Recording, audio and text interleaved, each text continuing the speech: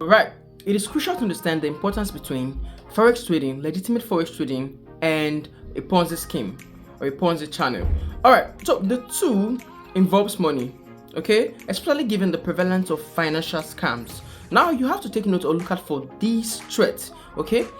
One of them is legitimate, one of them is legit, one of them is real, and the other is not real, which is the Ponzi scheme. So I'm going to be giving us the difference between forex trading, okay, why it is real, okay, why it is legitimate, and Ponzi scheme, while you shouldn't endeavor or why you shouldn't even try it out to avoid regret.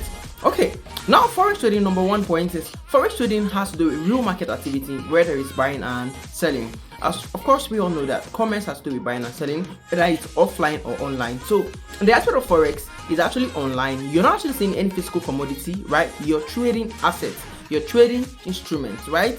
You're trading commodities, right? In forex, there are what we call currency pairs.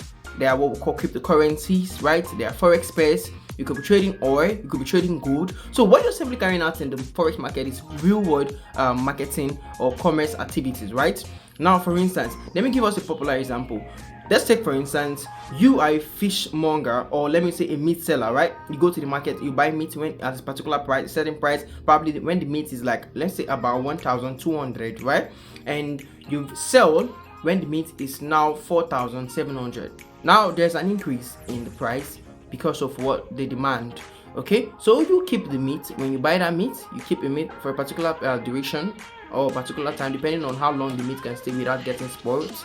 Okay, now probably there's a particular information or particular update about meat, that particular meat you purchased, okay, and it spiked the price. It made the price to go higher than the normal price or the usual price it used to be. Now you begin to sell, you sell at a particular time and you're making profits, right? Because the meat, you bought it when it was 1,200, or that particular goods you bought it when it was 1,200, and now you're selling for 4,700. So you're going to do the math yourself. 4,700 minus 1,200. So that's the profit you're going home with. All right, another thing you need to know about profit is individual control. You have control over your money, right? You're seeing what you're doing. You actually have the power to set your take profit. You have the power to set your stop loss. You're regulating the market. Sorry to say, you're not regulating the market. You're actually in charge of your trade.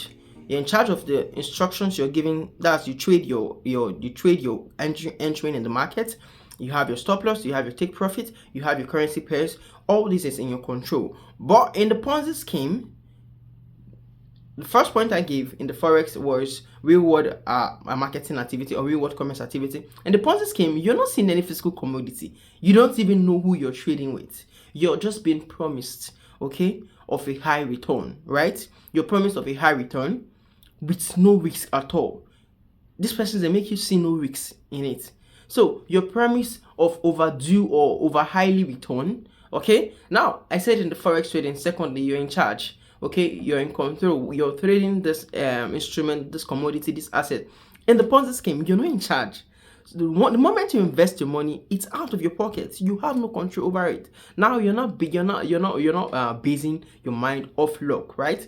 You're living with luck, right? Now let me give you the differences, basic differences. Just like I used the fish seller or the meat seller, right?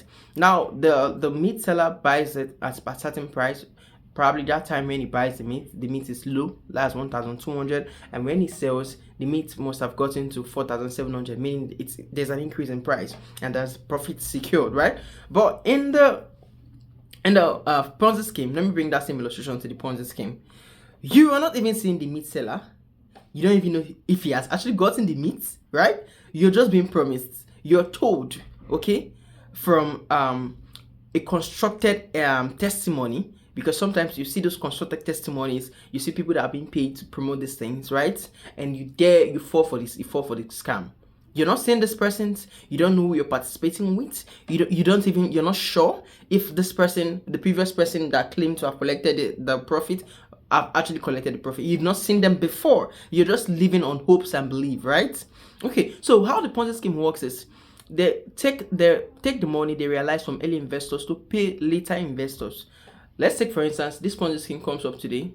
You have promotions, marketing going out.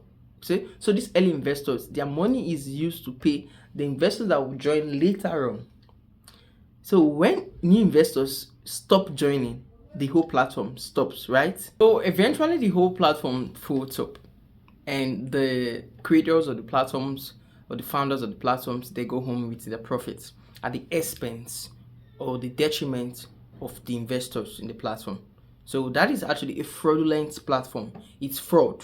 Okay, Forex is not fraud, and Ponzi scheme is fraud. So you can compare Forex to Ponzi scheme. Please be aware of this. Thank you.